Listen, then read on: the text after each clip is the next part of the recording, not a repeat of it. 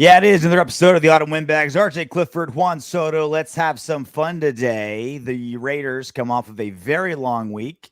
Welcome the Washington football team into a short week coming off of Monday Night Football at Allegiant Stadium, just knocking on the door of playoff contention. A Washington football team with a losing record, even though they were in the playoffs. Easily what should be on paper the easiest matchup left on the schedule for the Raiders. Should have been a win, needed to be a win, was not a win. Raiders fall to Washington 17-15 in the afternoon window, and it was a close one. Defense, I think, played solid or above solid. Certainly a lot of moments that could have won the game for the Raiders. Did not. Yeah. Good teams, they make the plays when they're needed to be made. And, teams that fall short don't make those crucial plays. The 2-point conversion, that throw was a little too hot, a little too high. The dropped interception by Merrick, that's a game sealer right there. That was the game. Game was over. I mean, there was a few things, because look, you can say what you want about the defense allowing them to drive down the field. They gave up 17 points. Okay? They give up 17 points. In 2021, you give up 17 points, it should be a win. It should be coming off a long layoff to only put up 15.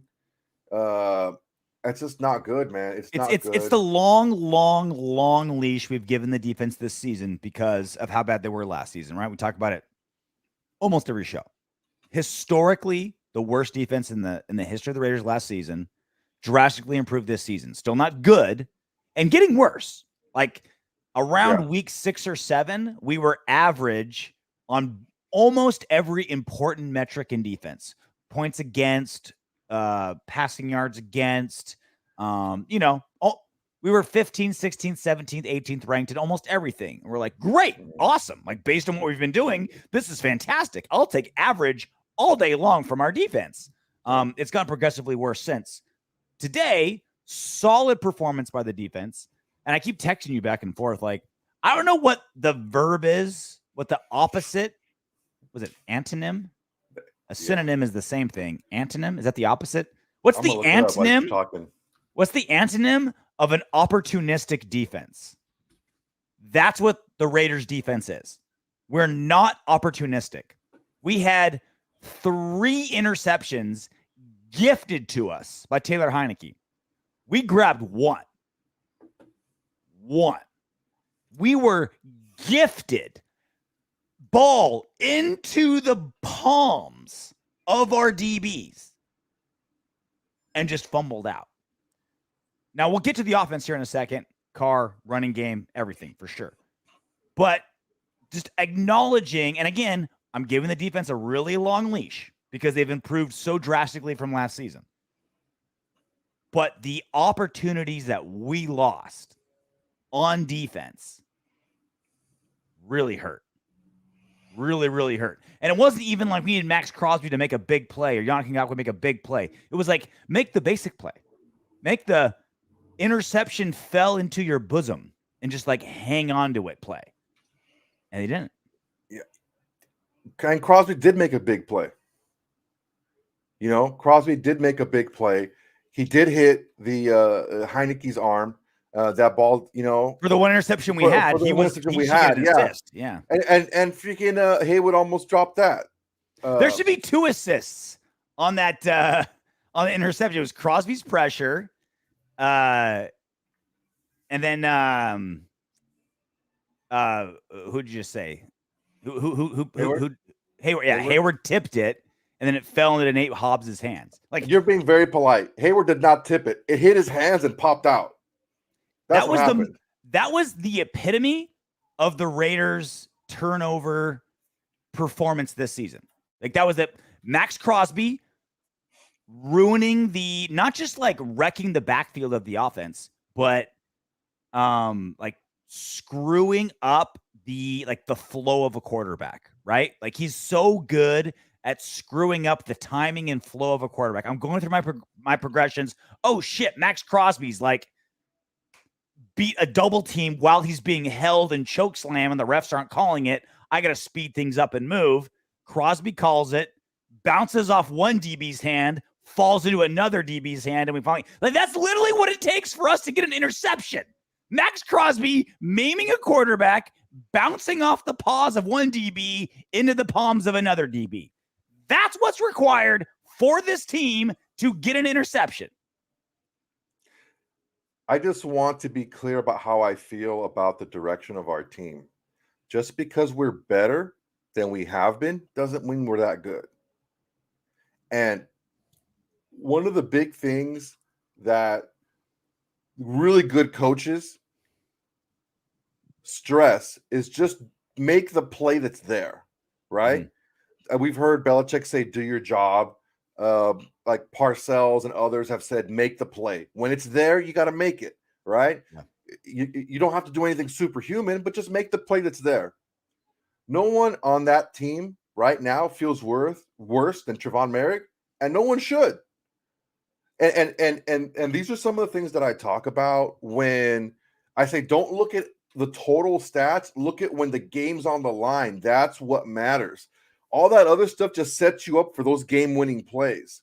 I'm not saying they're not important, but not all stats are the same, and not all stats are the same when you get them and stuff like that. This game is on Trevon Merrick. He had the chance to be the hero of this game, and he blew it. And it sometimes it's some other people. There was a lot of individual. I don't want to go there. Why isn't it on Zay Jones? Zay Jones had the game-winning catch fall out of his palm. He didn't drop the ball in the end zone. There still had to be more done. He dropped it on the 10-yard line where it was a chip shot. JR, again, that's not the game right there. Trevon Merrick 98% of the game. Yeah, but that's not 100. Trevon Merrick catches that game. That's it. You kneel on the ball. I'm not trying to let Trevon Merrick off the hook. What I'm saying is we need to speak the same language. And right now we're not speaking the same language. Not all plays count the same. And when the play is there, you have to make it. You have to make it. All players, it's a team game, right? But there's certain plays that come down to individual players making those plays, right? Okay. Yeah. That was Trevon Merrick's time to win the game. He didn't lose it as far as he didn't, give up a touchdown or anything like that, but that was his chance to win it, and he blew it. So I have some antonyms. I have some antonyms if you want to hear them. You Googled it? You have the internet? Opportunistic. So antonyms for opportunistic. Please, I can't wait to hear it. Okay, I'm going to read them all, okay? Unaggressive, unassertive, ambitionless, unambitious, apathetic, disinterested, indifferent, uneager, unenthusiastic, unexcited, uninterested, casual, easygoing. So the last few I disagree with because I think there's aggressive and stuff, but it's just not calculated aggression, right? Imagine Gus Bradley, Mr. Positivity, standing in front of the defensive meetings on Tuesday, just listing out those words. Not going to happen. Sluggish. But I wish I could be lukewarm. Okay, half-hearted, kind of lethargic. I mean, you got to get in there, man. That's good play. So Jose Lopez says, "We suck. Let's tank. No enthusiasm, no heart." I want to go. I want to say no enthusiasm, no heart. The defense played with a lot of enthusiasm. Yeah. I think they played with a lot of heart. They played really well, Jose. It was. Zay Jones has a lot of enthusiasm, and a lot of heart, underperforming skill wise, and that's why he dropped that ball. Trevon Merrick, good enthusiasm, good heart. He's played great. He's one of the best rookies in the NFL. Yeah, he's probably top 20. Probably top 20, top 25 rookies in the NFL, any position. Certainly on defense, he's way up there, right? Oh yeah, a rookie. He was in the top 10. He dropped rookies. He was to the top 10. Him and Hobbs, Merrick and Hobbs with 15, top 15, or into PFF right. if you buy PFF, but it's an easy way to kind of like. But yeah, I mean and this is the thing is we can't zero in on like get rid of Trevon Merrick. He sucks. No, he's the safety of our future. Yes, he is. I'm saying he had a major drop today. This loss, he feels terrible about it, and he should. because he knows that's a play you have to make if you want to win tight football games. Ron Mindless, the Raiders DB coach, needs to get all of our DBs in the jugs machine from here to the end of the season, right? If you can catch strippers' titties, you can catch balls. Anything. You can catch, like, get that thing going 40 miles an hour. That's the only jugs I like. And just start catching those goddamn balls because they're there. Like the opportunities are there. Again, Jose, we suck. Let's tank. We'll get into more as the season goes on. We did a whole 20-minute thing that we haven't posted yet on YouTube or anywhere about what a tank looks like for the Raiders. Here's a tiny taste of it. I want to get into too much depth, but here's a tiny taste of it. When you tank, that means that you're going to get rid of your expensive good players and trade them in for draft picks or cheap young players, right? That's when you're saying we're gonna forfeit early returns. Like, okay, we can win now and next season for winning 3, 4, 5 seasons down the line. Mm-hmm. We don't have any players that fit that. Our expensive players now are literally either really young good players like Miller, Waller, guys like that, or expensive players that we want to get rid of anyway. Gwiatkowski, Middleton, like guys like that. Parker, like those are guys that are gone, whether we're trying to win today or 5 years from now. Uh-huh. We don't have like a tankable blow up roster. Like that's not how we're built. Our only good guys that cost us are guys that are long-term guys. We don't have expensive right now guys, with one massive major exception. I was waiting for it. There's only one exception, and it's the biggest possible exception on an NFL roster. Derek Carr. That's the only exception, right? We're not going to get into the Derek Carr conversation today. But I'm not. I promise you, I'm not going to. I'm not trying to. But that's what I'm saying is like we don't have a blow-upable, tankable roster. Our only good players that we want to keep are young. We don't have anyone old that we're trying to, you know what I mean? We're not that kind of roster at all. Yeah, and that's why you have problems over there. All my monitors just turned off for a random reason. But keep going. They all wink. You can see. Yeah. I don't have to look at you when I talk to you, which is best case scenario. That's how I like it. It's going forward. If we want to win tight games like this, because look, if we're going to go to the playoffs, they're all going to be like this, right? They're all going to be games like this. And the thing is, it's not one player doing this over and over again. There's times when we have losses and we have Leatherwood has 2 penalties within 3 plays when we're in the red zone. You know what I'm saying? Like little things like that. Not so little things like that. Well, I mean, things that don't show up on a stat sheet. Yeah. Those are huge. Yeah, you know what, the Raider? I agree with you. Overall, the defense did an excellent job. The issue that I'm having with that was a winnable game if Trayvon Merrick. So I'm not talking about the defense. I'm talking about Merrick specifically. Mm-hmm.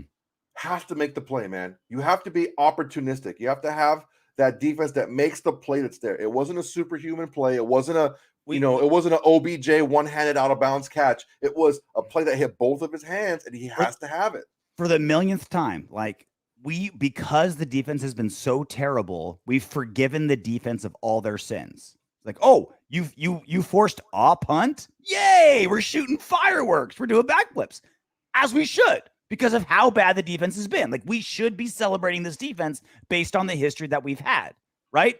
But that doesn't change the fact that game-ending interceptions are bouncing off the numbers of first-round draft picks. Second round, excuse me. Whether it's the number 1 defense in football or the 32nd defense in football, or if the score is 45-42 or the score is 3-0. All of that is irrelevant. That a game-winning interception bounced off the chest, an interception that you or I could have picked off. Like that's the point. And yes, we'll get to the offense, and they had plenty of sins. and we will take them to task for it. That, again, that doesn't change it could be 70-7. It could be 70-72. It could be 3-0. Game-sealing interceptions bounced off the chest of our DBs multiple times. That has to be acknowledged, and it has to be corrected, along with a dozen other things. Yeah, and not all sins are weighed the same, right? Mm-hmm. You steal coming from two very deep sinners. Trust me. Look, I think we've run the gambit of sins. Stealing a pack of gum is not as weighted as heavily as killing somebody. Once it's a really good pack of gum. I mean, there's some really that good juicy gum fruit with the like the little gel inside. When's the last time you had Big League Chew?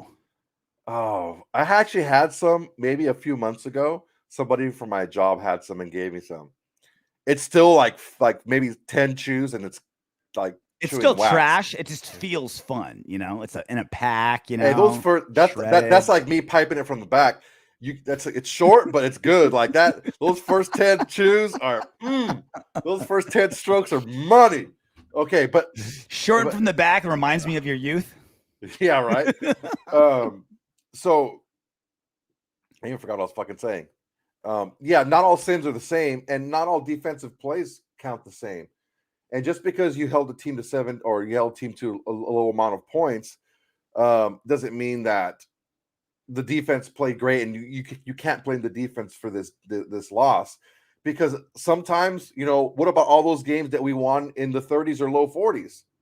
It's like it goes both ways, guys. Yeah. The thing is great point. We weren't blaming the defense last week when they gave up 40. It's because we won. It's we have to start looking more at what happens in macho time. I call it macho time because that's the time when the guys that are the players step up. Mm-hmm. That's when they step up. And that's when you see, you don't necessarily see, that's why you see guys like Rasul Douglas, who couldn't make our squad, making big plays for the Packers defense. Yeah. Because you're putting it in a position, okay, now when it's time to make your play, you got to make it. And I think that us as a fan base, and also as a broadcast, as a podcast, we need to make sure that we set our expectations properly. Better than shitty can still be shitty, but just not as shitty. Because since week 10, so the last 4 weeks, we've been the worst defense in the NFL. Okay, so just because we've been better, close, like 30th or 31st, like no, we've been 30. We're 30. We were last. They put the graphic up on the screen since we basically points scored against. I think overall points scored against. Yeah. So if not for that shitty game against the Giants, it probably would have been the worst since our bye. But what I'm saying is us saying, well, the defense played a lot better. It's not the defense's fault. It's the offense's fault. Well, no, because Merrick dropped that interception. And I'm going to go back to this. It's called commitment to excellence, not commitment to better than shitty. And I don't know that if excellence is making the play that's in front of you, but it starts. That's where it starts. And us not being able to make and identifying when the big moments and key plays are for a game, that was a key play, man. You're telling me that Rod Woodson, that Charles Woodson, that Ronnie Lott, that those guys wouldn't have caught that, and the Nnamdi Asomugha wouldn't have caught that interception? I mean, now you're just being unfair. Like you're comparing him to like the best DBs in Raider history. But I get what you're saying. That's what we have to aim towards. I get what you're saying. I get what you're saying. So moving to the offensive side of the ball, running game, surprisingly efficient. 4.8 yards a carry. We only had 76 yards. Jacobs had 4 yards a carry, man. 4.8 yards per carry. Jacobs had 4. But this is the thing. Derek Carr solo in one carry had more rushing yards in the first half than the rest of the team combined in the first half. So this is the thing. You and I have both been saying, we've agreed on this both. This is like not abandon the run, but pretty close. Like basically like, let's go deep. Let's throw crazy. And the Raiders have essentially turned their run game into kind of like week 1-2 of Gruden. we threw like 5 screen passes in the first half. Like that was the offense, right? And that's not a bad way to go. Okay. Only because our pass rush, our O line's pass rush protection has been bad. So that's why I really want to see a lot of screen passes, screens, swing passes, anything that like doesn't have those defensive ends just pin their ears back and try to kill Carr, right? Anything that does that, I'm down for, because Brandon Parker's a liability. Like Leatherwood's a liability. Like we have to do that. It's done. Like whatever negative that comes from that, you have to eat, because otherwise Carr's going to get his spine broken twain, because Brandon Parker's going to get him killed, right? That whole right side's going to get him killed. It's going to be bad, right? So I'm not against this stat line, right? Josh Jacobs, 13 carries, 52 yards, 4 yards average and a touchdown. I'm okay with that. Like that's fine, especially with Jalen Richard out with COVID, Kenyon Drake injured. We don't have a report yet on his status, but his knee looked bad, carted out, looking not great. We're not going to speculate, but it doesn't look good. I'm okay with that stat line. So are you? Are you okay with 16 total rushes from our offense? Yeah, I'm fine with it. I just think that we need to do what's best for our. Oh shit! That's sad but true. Eric Harris didn't drop many interceptions. If Eric Harris, as bad as Eric Harris was as a safety, he didn't give up the gimmies. The ones that fell in his lap, he did catch. I'll give him that. He didn't do that much well, but he did that. You give him a gimme.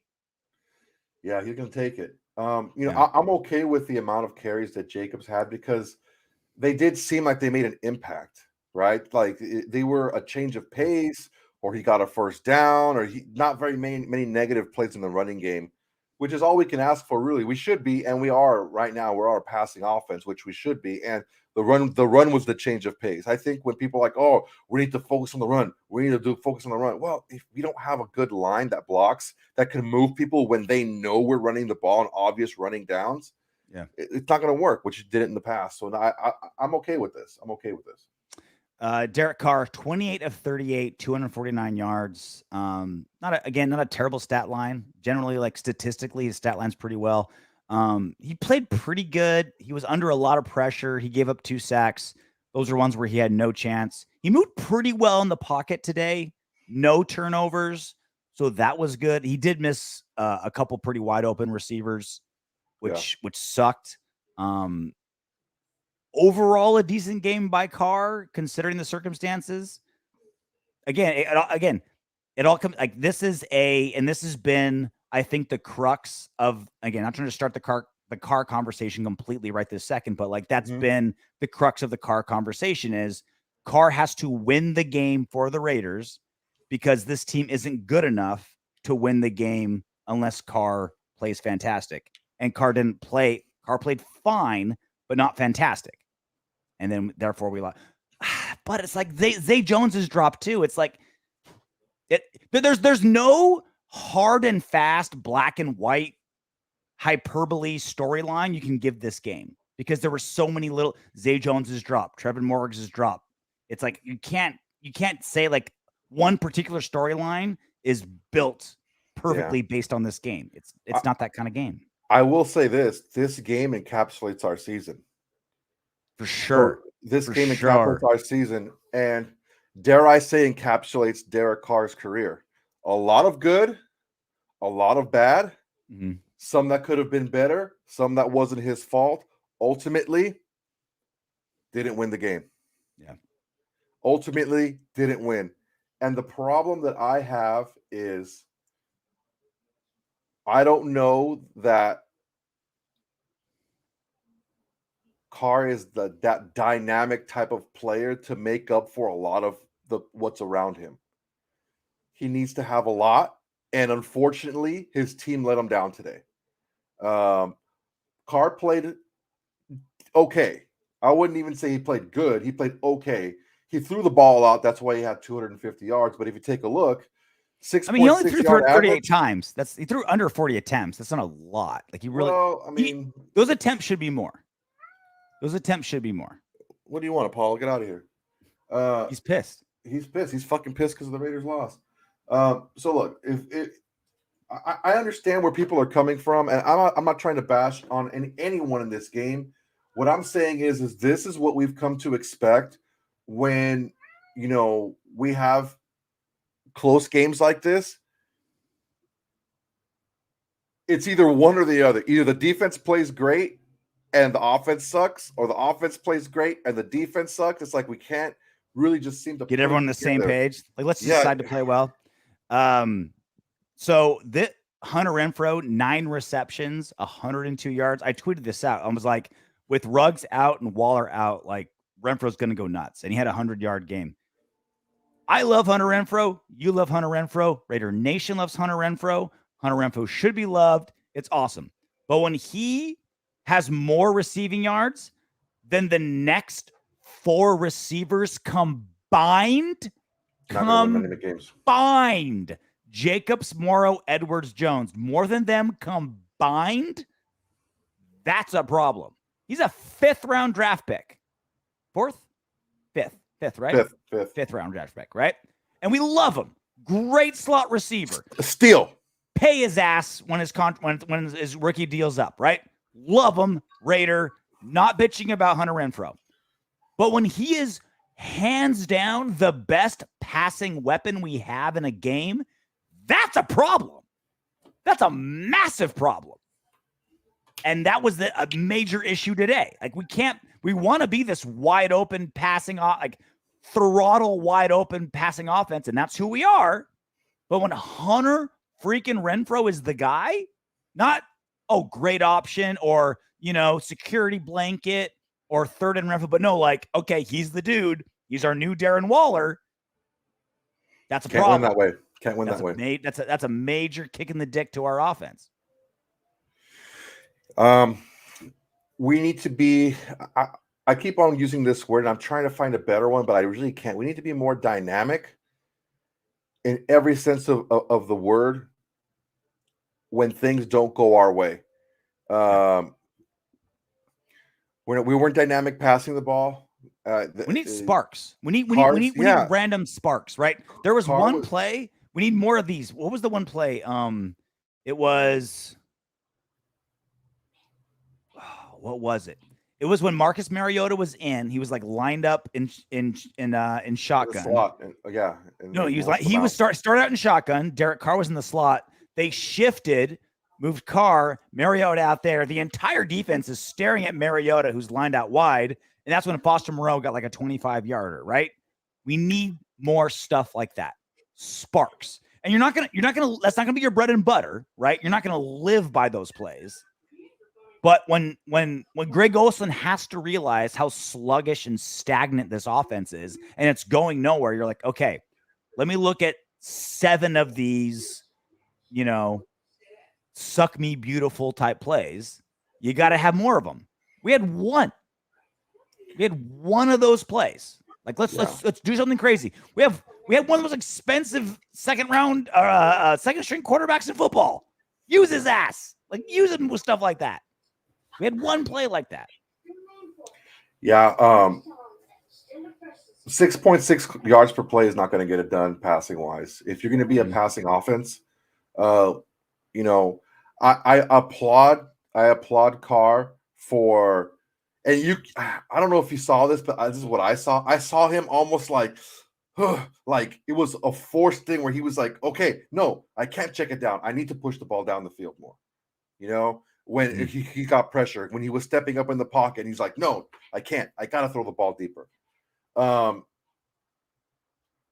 It's just, look, man, as much as we've improved as a roster, as much as we've improved coaching wise, especially on the defense, this is who we are, man. We're a 500 team. We're just not consistent enough.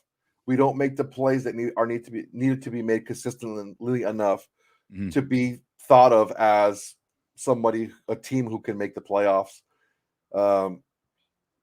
I just don't see it. I'm trying to be as positive as I can moving forward about this, but this is just who we are, man. We're going to score a shit ton of points against the Cowboys in the big stage, and everyone's going to pump us up. And then when there's expectations placed on us, we're going to shit the bed. We're going to be the number one team in the AFC, Ravens. We're going to be the number one team in the NFC, Cowboys, and lose to the Giants and the Washington football team. That was supposed to be like our, we're playing the NFC East. Oh, wow, this and that. And the thing is, we went 2-2 against the NFC East. We were supposed to crush them. We're supposed to crush them. So this is why I wanted to take a little bit more time, kind of letting the listeners know who the Washington football team is now, and not look at their 5-7 record, because over the last 3 weeks, I mean, they've beaten some good teams and they've gotten lucky. They were 5-6 coming in today, right? They were 5-6 coming in today. 6-6 now. Yeah. Oh, but 5-7, excuse me. Now they're 6-7, something like that. They're 6-6. They came in 5-6. They're 6. You're right. You're absolutely right. So the issue that I'm having right now is, where are we trending? We're not trending up. We're not trending down. We're just kind of like, and that's who we are, man. We're just a middle of the road team. We have a lot of things go wrong to affect us off the field, but ultimately, nobody cares. Nobody cares. Graphic Raider said to say, like, dude, Brett Favre's dad died. He threw 7 touchdowns the next day. It's like he threw 4. But I get what you're saying. He threw 4 on that Monday Night Football game. He threw 3 more. I didn't want to interrupt against me on Madden. He went and he threw 3 more against me. Touche. A couple of quick housekeeping stuff. Denzel Perryman is Denzel the fucking man. Perryman, 12 tackles, played fantastic today. Devon Diablo, our rookie, 11 tackles. He played all right. It was his first start. He played amazing. Carl Nassib was out. A couple other guys were out. So Devon Diablo came in, played lights out. Malcolm Kuntz got a sack, and he used that tackle. Devon Diablo played great. Bad news: Chargers won, Colts won. We needed them both to lose to help us out. Us losing and them winning doesn't help. One thing we haven't gotten to at all. There's 2 more things I want to get to before we get out of here. Sure. And they're sort of game adjacent. 2 things we haven't gotten to, or one thing we haven't gotten to at all, was the Raiders coin. And you know what I'm talking about. The Raiders coin. Yeah. There, for those of you who don't know, there was a guy on Reddit who'd flipped a coin for every Raiders game this season. Win, lose, right? In order, right? Ravens, Steelers, Dolphins, Chargers, Bears. He'd flip a coin. Who won, right? He was exactly right. He was dead on. Every single game this season, from the Ravens to the Cowboys, until today. We were supposed to win. We were supposed to be the Washington football team, go 7-5, and we lost. So obviously, it's not like mathematically applicable. Like, it's not a thing. It's fun. But I semi didn't want to, it's like talking to a pitcher doing a no-hitter. I didn't want to bring it up when it was working. Because according to the flipper, we were going to go 10-7 and make the playoffs, right? We were supposed to beat the Washington football team. I didn't want to talk about it. So, the coin flip, the Raider coin, done. It aired. Now it's over. Coin was right for a long time. Coin was wrong today. It's a shame. It's a good story. The thing that I don't know where to go from here. I really don't. We have 5 games left. Realistically, we have to go 4-1 to make the playoffs. And I don't know that we have it to do it. I don't think that we have enough. I mean, Perriman got hurt and he missed the last drive. If he's gone, that's a big. KJ Wright. That's a pretty good backup, but he's no Denzel Perryman. Yeah. It's fucking Drake went out. Like, it's weird because we lost. We lost or didn't have big playmakers, but there are positions where we should be able to fill well, right? Like we lost Waller, but Foster Moreau is top 3 best backup tight ends in football. So it should be decent, right? Losing Perriman sucks. Wright should be decent. Kenyon Drake overpaid. We want him, but we should be able to like every single NFL team can replace their starting running back with someone cheap and do decent. Like everybody does it every single week, right? Like these are all replaceable positions. It shouldn't be Henry Ruggs hurt, obviously. Darren Waller losing him hurts, obviously. But we did replace the Ruggs, though. I mean, Jackson is pretty much the same player. I wouldn't say he's quite as explosive. He's way more limited. He's not going to win jump balls. He's not durable. He runs out of bounds. He slides like a quarterback. Again, I want to get into that conversation, but like the speed is there. The speed element for sure, and which is the biggest part. I agree with you there. That's the biggest part. Another thing I want to bring up: Dabo Swinney, coach of Clemson. What do you make of that? Let's not gloss over Richard Petty. And well, like there's a lot of sexy going on in this GIF right here, right? Yeah. It makes a lot of sense. You have a GM who has a relationship with Dabo. That's putting it very mildly. I'm not trying to. Mayock can't jerk off Clemson players fast enough. You know what I'm saying? He also is somebody who is on a little bit of a downswing in his college career. If he's wanting to leave college to go to the pros, now's the time to do it. Trevor Lawrence is gone. You don't know what you have going forward. You kind of had a rough year this year. Let's use that goodwill and that record that you've built up to get yourself a contract in the pros. I think it's it's an interesting pairing. Though the thing that I'm really nervous about is the player evaluation. It's a little bit different evaluating players for college than it is evaluating players for the pros. But I mean, I got two things. I got 2 things on Dabo Swinney, head coach of Clemson. 2 things. One of them is he looks like he looks like the best coach in college football when he has Deshaun Watson or Trevor Lawrence as his quarterback. Right? Like he looks like, oh my God, he's brilliant. He's fantastic. He's the best team in football. When he's got, 2 of the best quarterbacks of the last 20 years under center, right? Yep. And he'll have a good quarterback with Derek Carr. Secondly, this oozes. Look at me. I'm wearing a Raiders shirt, Raiders sideline. Get all the cameras on me and leverage that to get a better contract elsewhere. That's what it looks like to me. A guy who's looking at the negotiation part of the big money game that is sports. This looks more to me like a negotiation leverage tactic than, hey, I'm just trying on this silver and black for size and see if it fits. I could be wrong. Looks okay on him. It's with how the season's going, it's not looking like Rich Bisaccia is going to get the head coaching job next season. Mark Davis has already come out and said he's like not even talking to anybody about who's going to be the head coach next season because he's so focused on the playoffs. Because obviously Mark Davis has to burn a lot of calories to get us ready for the playoffs because he's doing so much as the owner of the Raiders. God only knows what he's actually doing to get us prepared for the playoffs. But the way it's like wearing the shirt on the sideline, hanging out with Richard Petty, hey, look at me. This looks a lot more like his agent said, hey, go down to Allegiant Stadium, shake hands with Richard Petty, wear the Raiders jersey, and let's go back to Clemson. Let's go to all these other giant, Division I college football programs that are going to need a big name quarterback or a big name coach, and go to them with this negotiation leverage that if you don't pay me, I'll go to the Raiders.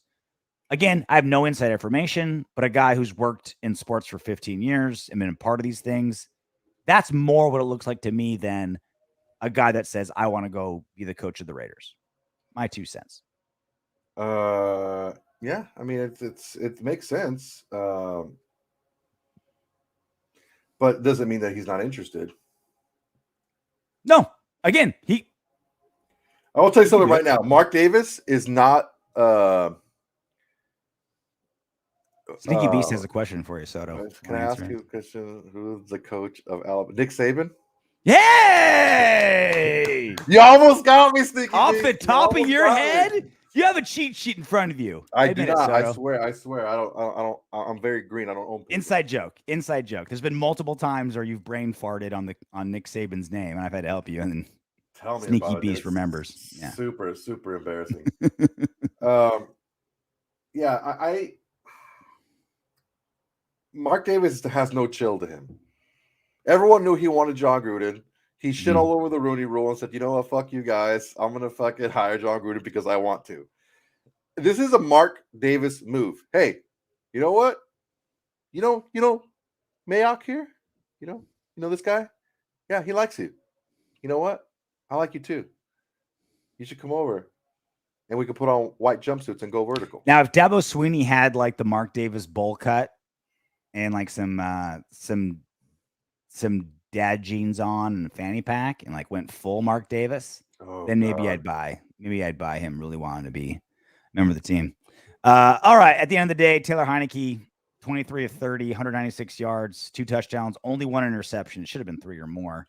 We let Heineke off the hook. Derek Carr, again, fine stat line, not a brilliant stat line. 28 of 38, 249 yards. No turnovers, which was good for him.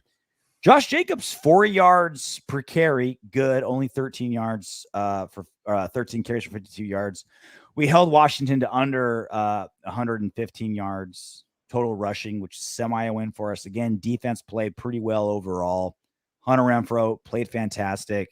Denzel Perriman played fantastic. Divine Diablo back, finally starting in the offense or starting for the defense, played really, really well. But at the end of the day, when the big plays came, we didn't deliver. Raiders lose 15-17. We go to Kansas City next week, the side of the team that gave us the biggest ass kicking of the season. Giant uphill battle moving forward. Season's not lost. Season's not over, but it is a very, very steep incline to get us to the playoffs moving forward. We'll be back on Wednesday, maybe even earlier here on YouTube. Just hang out. You'll find out. But until then, knock on wood if you're with me.